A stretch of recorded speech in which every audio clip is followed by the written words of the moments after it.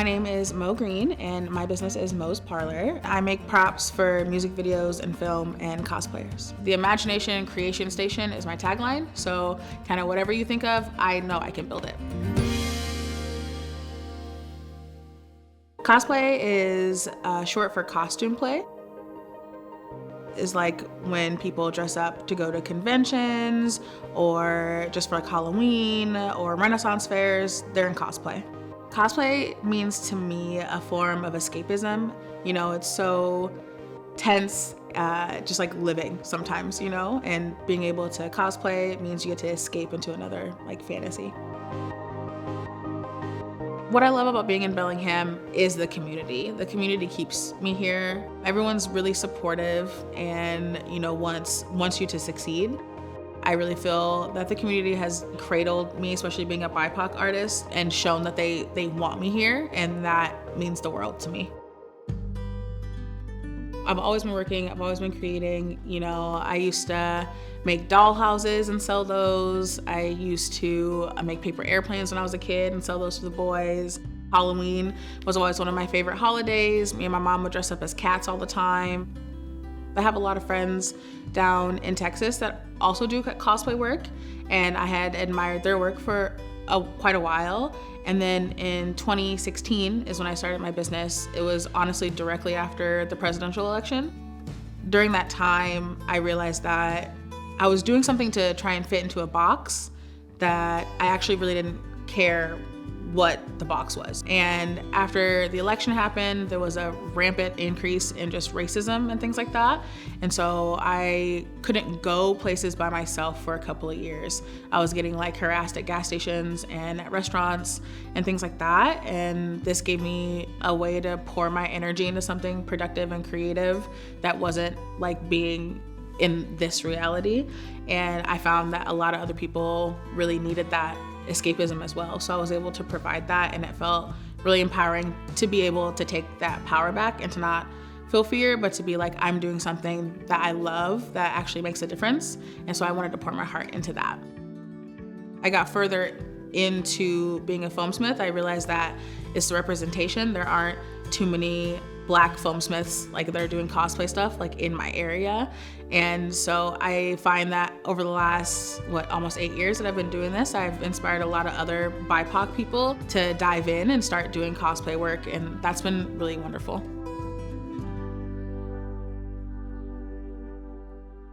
I've always watched anime, and that was what I decided would be my main form of cosplay. My style leans more towards cartoony. I try and keep it like whimsical and light. Some of my favorite cosplays that I've built for myself is definitely my Big Mom cosplay from One Piece, my Canty cosplay from Fooly Cooly, same with both my Heroku cosplays from Fooly Cooly. Shredder is definitely also one of my all-time favorites because I love Shredder. When people get their cosplay orders on for the first time, when it's all complete, normally there is about a 5-minute span of, I'm not gonna say silence, but of admiration. You know, we get them in front of the mirror, and it's a lot of just like, wow, I don't look like myself. I look like this character that I love so much. It's a lot of posing, it's a lot of checking it out, and then usually after that 5 minutes, they turn into a completely different person. It's so fun seeing how they just come to life. I'm happy that I can bring that out in people. I think the cosplay community is very helpful and welcoming. It's just a lot of people that are also super big nerds, just like me, and we do love connecting. I've made the fastest, closest, longest friends at cons. It's a super welcoming space.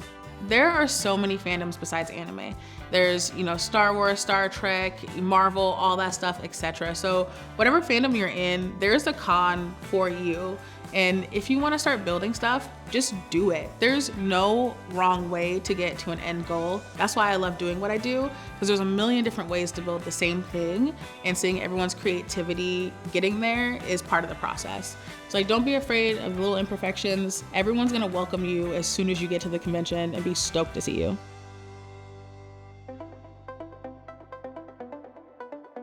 Today, I'm gonna show you the basic steps of prepping your foam to create your prop. Foam is very porous, so you have to heat seal it with a heat gun before you do anything. I like to sometimes add texture by cutting little cuts into my foam first. Not all the way through because you don't want the piece to like come apart, so like just barely. If you heat that up with a heat gun, then you'll get something like this, where you can actually see the texture come to life. Also, beveling is very important. So if you cut a triangle in any of your foam and glue it back together, you'll get a curve. So that's the basics for making anything like a mask. This is definitely beveled down the center. And then for like bevels and things like that, I also use it to create designs in my weapons and things. It's really important to prime your foam before you paint. If you don't prime your foam, then the paint's gonna soak into the foam, and that's not really what you want. And it's really nice because the primer kind of fills the gaps in a little bit, but still leaves them. And you wanna make sure that you coat it thoroughly and don't skip any bits. Voila. So once that dries, you add another layer and then you can add your paint. Another thing that you can do to create designs in your foam is to use a soldering iron to get weathering designs into it. So weathering is when you make your prop look from shiny new to used and worn. So this is something that I did with this. I had watered down black paint and my soldering tool, and I created these fighting marks on it. And I put the black watered down paint all around the edges to make it look like it was used metal. This one is also coated in resin. All of these props are, but it's not something that you have to do. There's definitely a little bit more to it, but if you know all this stuff, you're definitely like on your way to making your prop.